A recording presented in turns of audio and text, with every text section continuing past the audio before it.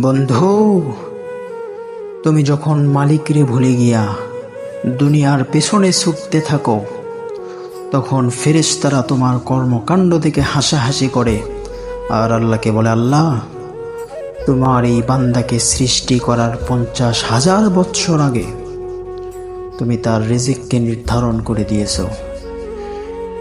এই বান্দা সকালে কি খাবে, দুপুরে কি খাবে, রাতে কি খাবে, এটা তুমি তাকে সৃষ্টি করার 50,000 বৎসর আগে নির্ধারণ করে দিয়েছ। কিন্তু আজকে সে তোমাকে ভুলে গিয়ে দুনিয়ার পেছনে সেই রিজিকের পেছনেই ছুটতেছে।